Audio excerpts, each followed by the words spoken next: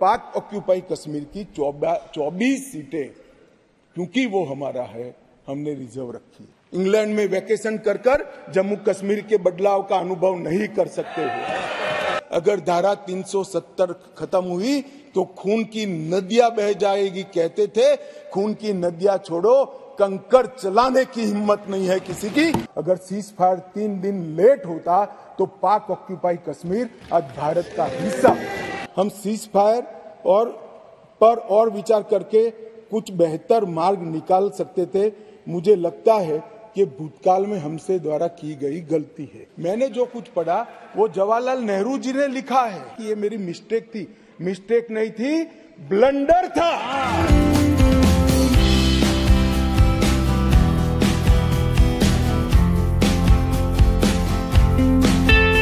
मान्यवर,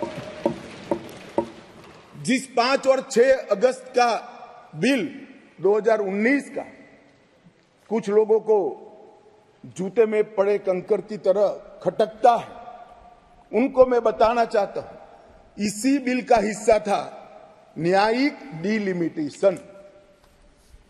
ये एक शब्द नहीं है, 2 शब्द जोड़कर बना है। क्योंकि पहले जो डिलिमिटेशन हुआ था वो इस तरह से था, एक कॉन्स्टिट्यूएंसी यहां बनी है और दूसरा ये वो कॉन्स्टिट्यूएंसी का हिस्सा 15 किलोमीटर दूर है। क्यों? क्योंकि मुझे चुनाव जीतना है। इस तरह से डिलिमिटेशन हुआ। ये डिलिमिटेशन के सामने मैंने जानबूझकर एज अ लेजिस्लेटर न्यायिक डिलिमिटेशन लिखा था। वो आज मैं सदन को बताऊं। डिलिमिटेशन कमीशन, डिलिमिटेशन और डिमार्केटेड असेंबलीज, ये लोकतंत्र का मूल, जनप्रतिनिधि को चुनने की इकाई तय करने की प्रक्रिया है। असेंबली जो बनती है वहीं से मतदाता अपना प्रतिनिधि विधानसभा में भेजते हैं।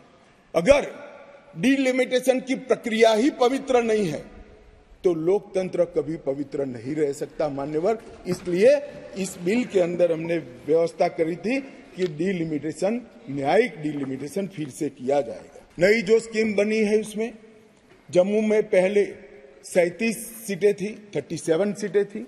ये भी न्याय का सवाल है। जम्मू में पहले 37 सीटें थी, अब 43 हुई है, 43 हुई है। कश्मीर में पहले 46 थी, अब 47 हुई है।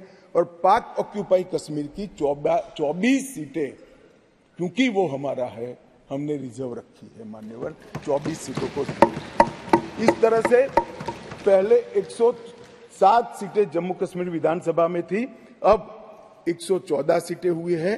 पहले 2 नॉमिनेटेड मेंबर हुआ करते थे, अब 5 नॉमिनेटेड मेंबर मान्यवर इसमें होंगे। क्या हुआ जो कहते हैं इनको